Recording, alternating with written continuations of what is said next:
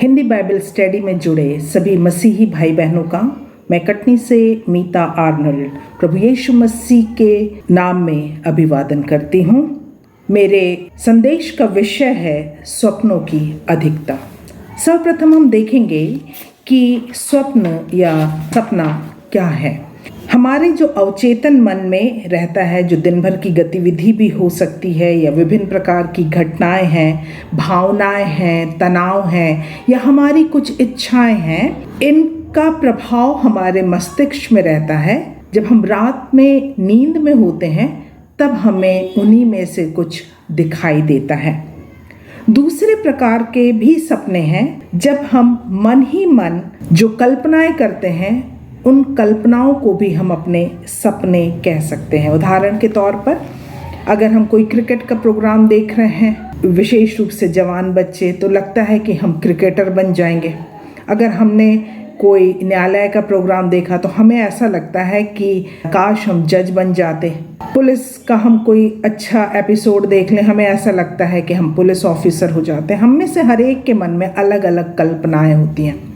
हम में से कुछ चाहता है कि बहुत बड़ी मिनिस्ट्री हो जाए। इस तरह से हम में से प्रत्येक मनुष्य के जीवन में कल्पनाएं रहती हैं और इच्छाएं रहती हैं जिनको हम सपनों का नाम दे सकते हैं। यदि हम बाइबल के प्रारंभिक अध्यायों को देखें तो हम पाएंगे कि कैसे परमेश्वर अपने लोगों से दर्शन द्वारा और सपनों द्वारा बात किया करता था। हम सब यूसुफ के दोनों सपनों को जानते हैं, उस पर हम अभी चर्चा नहीं करेंगे, लेकिन सबसे पहले स्वप्न जो हैं वो यूसुफ के बाइबल में बताए गए हैं। दानियल की पुस्तक में हम देखने पाते हैं नबूकदनेस्सर राजा के विषय में। इतना ही नहीं, जब हम नए नियम में जाते हैं तो हम मरियम और यूसुफ के सपनों के विषय में पढ़ने पाते हैं। यहाँ तक कि जो ज्योतिषी गए थे यीशु मसीह का दर्शन करने, उन्होंने भी स्वप्न को देखा। हम बात कर रहे हैं मत्ती रचित सुसमाचार उसका 2 अध्याय 12वां पद, जहाँ लिखा है, तब स्वप्न में यह चेतावनी पाकर कि हेरोदेस के पास फिर ना जाना, वे दूसरे मार्ग से अपने देश को चले गए। हम बाइबल के दिनों में ये देखते हैं कि परमेश्वर कैसे अपने लोगों से स्वप्न के द्वारा, दर्शन के द्वारा बातें किया करता था। यदि हम गिनती की पुस्तक को देखें तो गिनती की पुस्तक उसके 12वें अध्याय और 6वें पद में लिखा है, तब यहोवा ने कहा, मेरी बातें सुनो, यदि तुम में से कोई नबी हो तो उस पर मैं दर्शन के द्वारा अपने आप को प्रकट करूंगा या स्वप्न में उससे बातें करूंगा। परमेश्वर यहोवा स्वयं कह रहा है कि मेरी सुनो, मैं कोई नबी हो अगर तो मैं उससे दर्शन के द्वारा या स्वप्न के द्वारा बातें करूंगा। नबी वो व्यक्ति होता है जो ईश्वर का प्रवक्ता होता है या संदेशवाहक होता है और वो ईश्वर के नाम से बोलता है या ईश्वर के संदेश को वो आगे पहुंचाता है। कुछ नबी ऐसे होते हैं जो भविष्यवाणी करते हैं, परमेश्वर उनसे बातचीत करता है और लोग भविष्यवाणी भी करने पाते हैं। लेकिन हम और आप, हमारे विषय में बाइबल क्या कहती है जो हम सपने देखते हैं उनके विषय में? हम सब जानते हैं बाइबल के अकॉर्डिंग जो सबसे बुद्धिमान व्यक्ति हुआ वो राजा सुलेमान थे।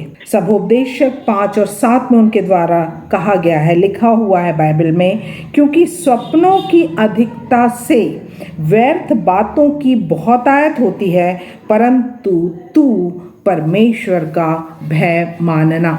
यदि हम इसका इंग्लिश वर्जन देखें तो लिखा हुआ है, much dreaming and excessive words are ultimately meaningless. अर्थात बहुत अधिक सपने देखना और बहुत ज़्यादा व्यर्थ बातें करना ये अर्थहीन है, ये मीनिंगलेस है, अर्थहीन है।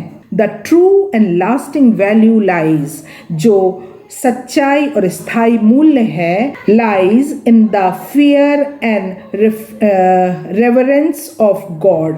जो स्थायी मूल्य है वो परमेश्वर के भय और श्रद्धा में निमित्त हैं। तो अगर हम इंग्लिश का वर्जन करें तो उसकी ये हिंदी होती है, लेकिन हिंदी बाइबल में लिखा है, स्वप्नों की अधिकता से व्यर्थ बातों की बहुतायत होती है। ये वही सपने हैं जो हम खुली आंखों से देखते हैं। जब हम सोशल मीडिया पर बहुत ज़्यादा अपना समय व्यतीत करने लगते हैं, हम बहुत सारी चीज़ों को अपने मन मस्तिष्क में डाल लेते हैं। सुलेमान के अनुसार सपनों की अधिकता से व्यर्थ बातों की बहुत आयत होती है।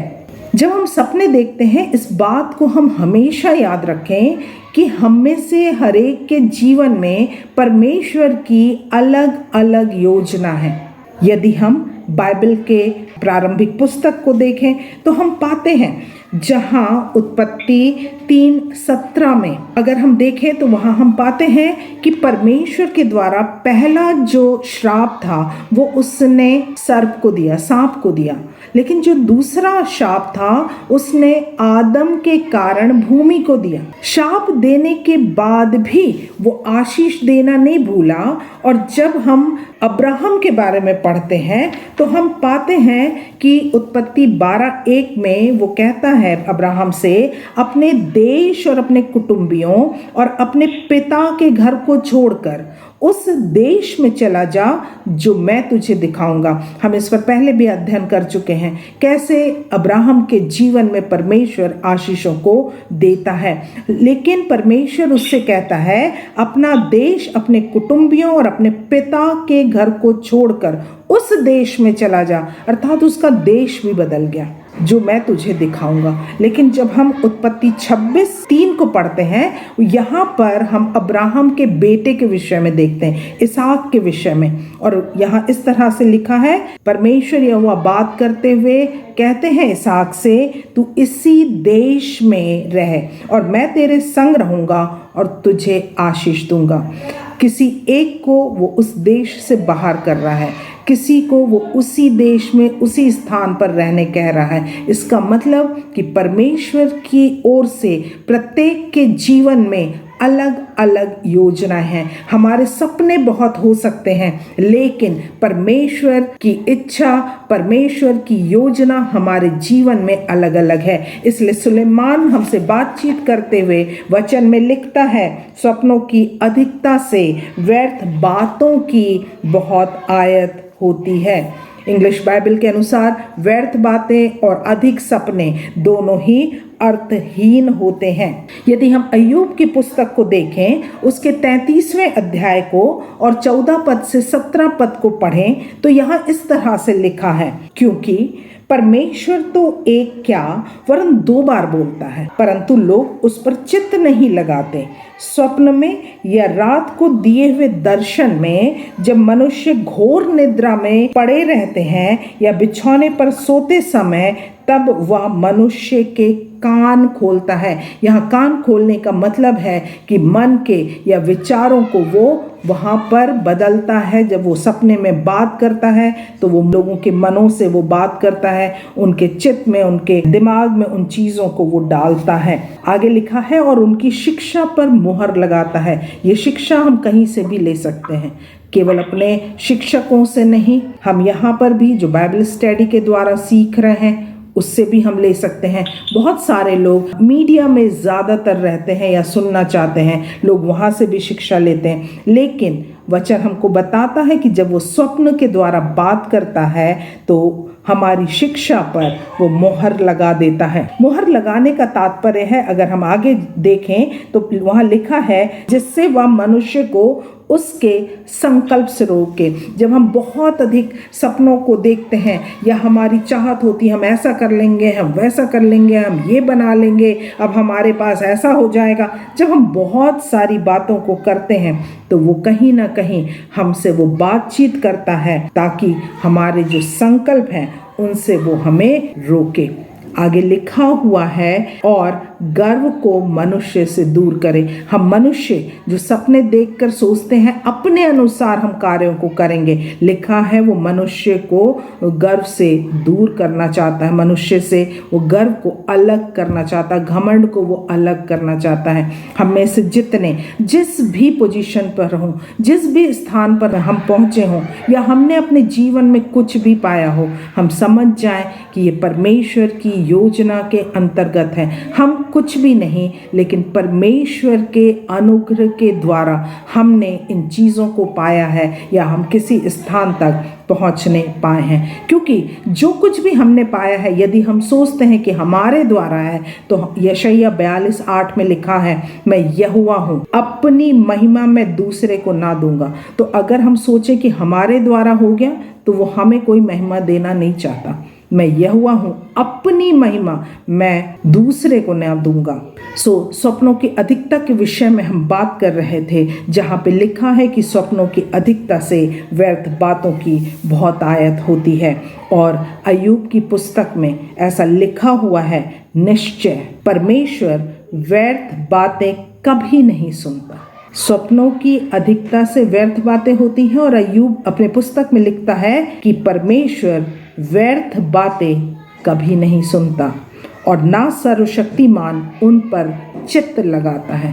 परमेश्वर का ध्यान हमारी व्यर्थ बातों पर, हमारे सपनों को लेकर अगर हम उससे बातचीत कर रहे हैं, तो परमेश्वर उन बातों पर ना वो सुनता है, ना उन पर वो ध्यान देता है, वो चित्त नहीं लगाता।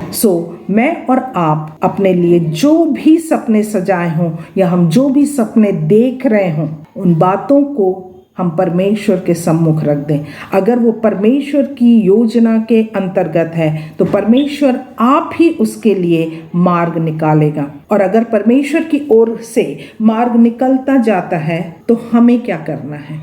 तब हमें अपने लक्ष्य को निर्धारित कर लेना है। वचन हमको बताता है कि कलीसिया में किस किस तरह के लोग पाए जाते हैं। पहला कुरिन्थियों 12 और उसका 28 अगर हम देखें, तो लिखा है, परमेश्वर ने कलीसिया में अलग अलग व्यक्ति नियुक्त किए हैं। प्रथम प्रेरित, दूसरे भविष्यवक्ता, तीसरे शिक्षक, फिर सामर्थ के काम करने वाले, फिर चंगा करने वाले, उपकार करने वाले और प्रबंध करने वाले, नाना प्रकार की भाषा बोलने वाले। यहाँ पर एक वचन आया है, प्रबंध करने वाले।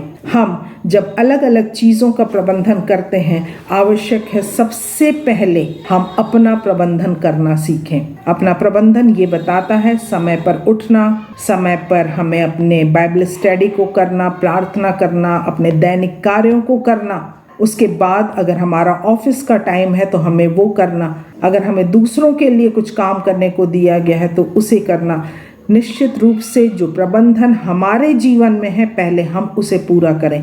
तब परमेश्वर जो मार्ग खोलता है हमारे लिए सपनों को देखने के द्वारा, जिस तरह से हम उससे बातचीत करते हैं, उसके लिए जो उसने योजना बनाई है, उसके लिए वो हमारे लिए मार्ग प्रशस्त करता है, ताकि हम उस मार्ग पर आगे बढ़ने पाएं। लेकिन अगर हम इसके अंतिम पद को पढ़ें, सबोपदेशक 5:7 के, तो वहाँ लिखा है, परंतु तू परमेश्वर का भय मानना।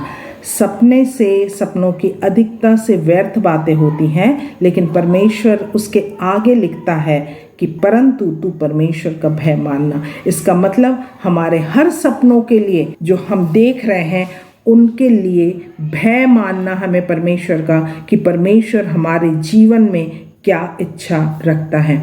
जब हम परमेश्वर के भय की बात करते हैं, उसका साफ मतलब ये है कि हमें परमेश्वर का आदर करना है, परमेश्वर को महिमा देना है। हम उसका आदर, उसके बात को मानकर, उसकी बातों का अंगीकार करके हम उसका भय मान सकते हैं या उसको हम आदर दे सकते हैं। कैसे हम मानेंगे उसकी बातों को? निश्चित रूप से वो अपने वचन के द्वारा हमसे बोलता और बातचीत करता है। तो परमेश्वर ने हमें समय दिया है कि हम उसके वचन को पढ़ने पाएं।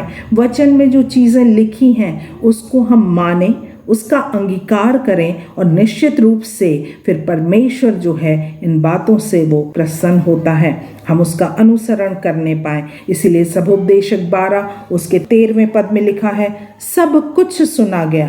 अंत की बात ये है कि परमेश्वर का भय मान और उसकी आज्ञाओं का पालन कर, क्योंकि मनुष्य का संपूर्ण कर्तव्य यही है। बाइबल हमें सिखाती है, विशेष रूप से लिखने वाला सुलेमान जो सबसे ज़्यादा बुद्धिमान कहलाया, वो हम में से प्रत्येक को सिखाना चाहता है कि सब कुछ सुना गया। अंत की बात यह है कि परमेश्वर का भय मान और उसकी आज्ञाओं का पालन कर, क्योंकि हम मनुष्यों का जो कर्तव्य है वो यही संपूर्ण कर्तव्य है। क्यों ऐसा हमें करना है, क्यों उसका भय मानना है, क्यों इन चीज़ों का पालन करना है? क्योंकि हमें विश्वास रखना है इस बात पर कि परमेश्वर जो हमारे लिए योजना बनाता है, परमेश्वर की इच्छा जो हमारे लिए है, जो वो कल्पनाएं हमारे लिए करता है, वो हानि की नहीं है वरन कुशल ही की हैं। इसलिए यिर्मयाह 29:11 में इस तरह से लिखा है कि जो कल्पनाएं मैं तुम्हारे विषय करता हूँ उन्हें जानता हूँ, वे हानि की नहीं वरन कुशल ही की हैं। सो हमारे ख्वाब बहुत हो सकते हैं, बहुत सारी बातों को हम सोच सकते हैं, अपने विचारों में ला सकते हैं, लेकिन जो सबसे समझदारी की बात है वो ये है कि इन बातों से तो व्यर्थ बातें उत्पन्न होती हैं और व्यर्थ बातें हमारे परमेश्वर को पसंद नहीं। वो ना इनको सुनता है, ना इन पर वो चित्त लगाता है जैसा वचन में लिखा हुआ है। लेकिन हमें परमेश्वर का भय मानना है, उसका आदर करना है। हमारा कर्तव्य ये है और ये इसलिए करना है कि उसने जो कल्पनाएं हम में से प्रत्येक के लिए बना के रखी है, जो उसने योजनाएं बना के रखी है, उनको वो जानता है, वे हानि की नहीं वरन कुशल ही की हैं। तभी वो वचन में लिखता है कि मैंने तेरा चित्र अपनी हथेली पर खोद कर बनाया है। सो हम में से प्रत्येक इस बात के लिए उत्साहित हो कि परमेश्वर ने हम में से प्रत्येक के चित्र को अपनी हथेली पर बना कर रखा है। हम उसके प्रिय लोग हैं जिससे वो प्यार करता है और वो केवल ये चाहता है कि हम उसका भय माने, उसका आदर करें। निश्चित रूप से जो कल्पनाएं उसके द्वारा की गई हैं हमारे सपनों में होकर जब वो हमें बताता है या हमसे बातचीत करता, वचन के द्वारा बात करता है, तब हम परमेश्वर का भय मानते हुए इन बातों के लिए प्रार्थना करते रहें और निश्चित परमेश्वर हमें अपने आशीषों से परिपूर्ण करेगा। प्रत्येक को, मुझे और सुनने वालों को परमेश्वर बहुतायत से आशीष प्रदान करें।